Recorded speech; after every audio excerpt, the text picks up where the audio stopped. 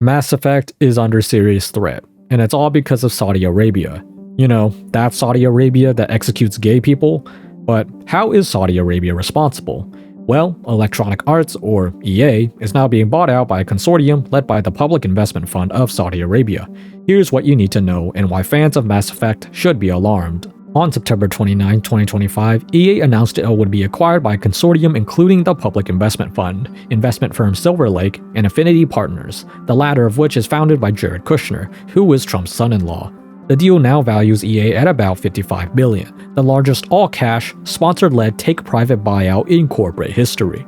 Under the terms, EA will no longer be publicly traded, and shareholders get $210 per share.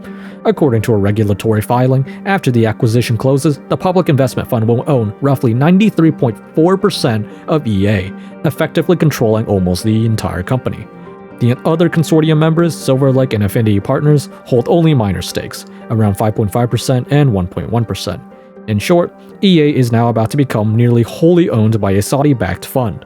The company still says it will remain headquartered in California and led by its current CEO. Now, why this matters for Mass Effect specifically is because Mass Effect built its reputation on its moral complexity, its willingness to embrace diversity, racial, species-based, sexual, and gender, and to treat serious issues like war, sacrifice, prejudice, and identity.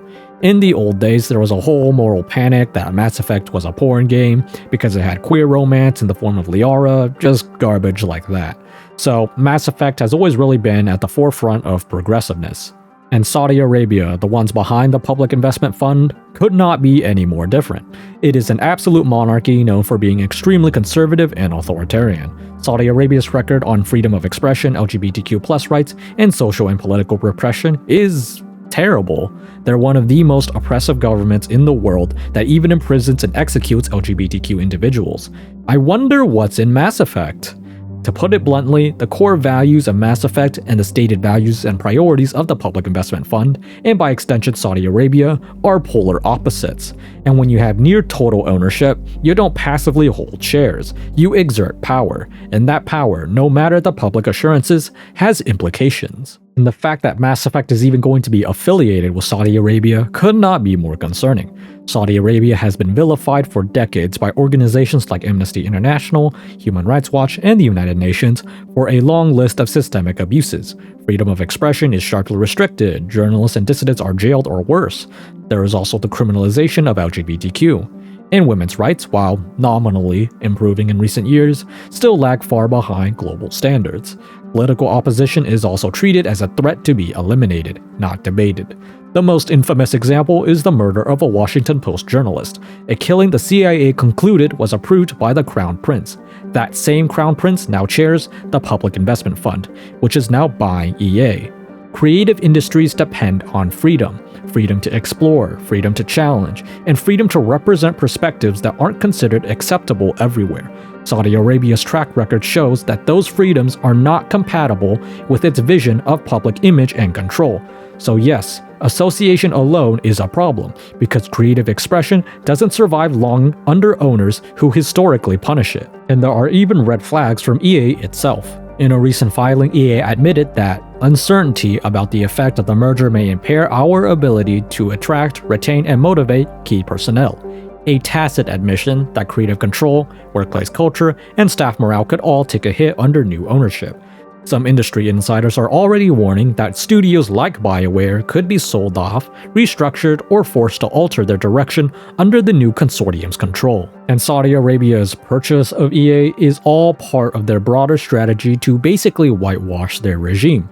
Under Vision 2030, Saudi Arabia has been aggressively investing in entertainment, media, sports, gaming, and esports, all in a bid to diversify its economy and raise its global cultural influence. If you haven't heard, there was a recent comedy festival set up by the Saudi government that invited many celebrities and comedians over, all in an attempt to whitewash and normalize their regime. Saudi Arabia is investing trillions to improve their global image because without them, they look evil. There's no other word for it.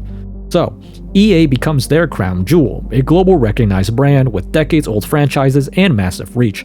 Controlling it gives Saudi Arabia not just financial assets, but cultural leverage. This takeover signals not just a business shift, but a potential ideological invasion of a space that has long been a refuge for voices outside the mainstream, for representation, and for progressive storytelling.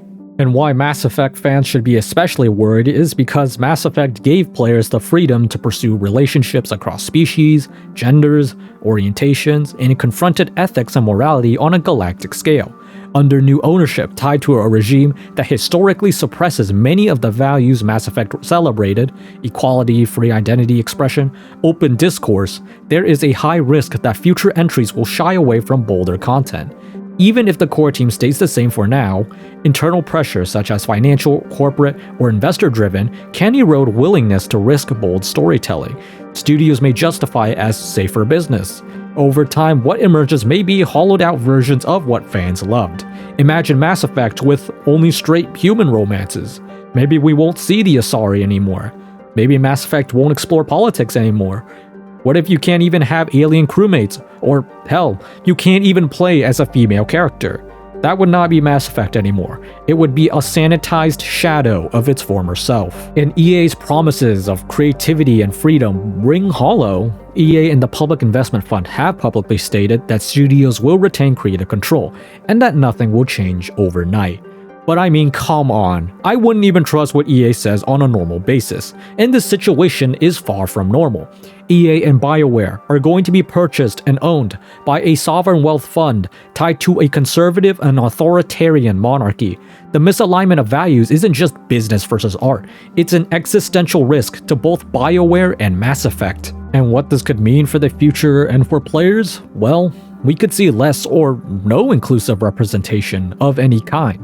Expect fewer or no diverse characters, queer relationships, complex political or social themes, or even morally ambiguous storylines like Morden's, especially those that challenge quote-unquote traditional values. And what will follow is the inevitable community backlash. Gamers who love Mass Effect for its progressive, inclusive storytelling will feel betrayed. Creators, modders, and community influencers might quit altogether, and that broken trust could destroy the franchise, and it's already been through rough patches before. But worst of all is the silent death of Mass Effect's ambition. It wouldn't be flashy or instant, but a gradual decline. Projects become safe, middle of the road, bland. Risks are avoided, and the things that made Mass Effect a legend, its moral stakes, its empathy, its diversity, quietly fade away. So, can Mass Effect as we know it survive? Well, I guess there's a chance. Maybe initial projects continue under the same creative direction. Maybe nothing obvious changes for a while. Maybe the Public Investment Fund is more hands-off. But the more likely scenario, given history, financial incentives, and fundamental conflict of values, is slow corruption. Over time, creative ambition will be tempered, risk will be shunned, and safe designs will dominate. Representation and bold themes will slowly fade away. For fans who care about what made Mass Effect more than just another sci-fi shooter, about identity, ethics, hope, moral ambiguity, that gradual shift may feel like a loss, even if it's never explicitly announced. The question isn't, will Mass Effect continue to exist? The question is, will it remain the Mass Effect we love? And at this point, I believe there is a strong reason to doubt it. And if this scares you or angers you, you are not alone. Many in the gaming community are already reacting, voicing concern, disappointment, or even outrage. Because Mass Effect wasn't just a game series, it was an idea, and that idea is now in danger. But I would love to hear what you guys think in the comments down below. Thank you for watching. If you learned anything, please like and subscribe, and I'll see you all next time.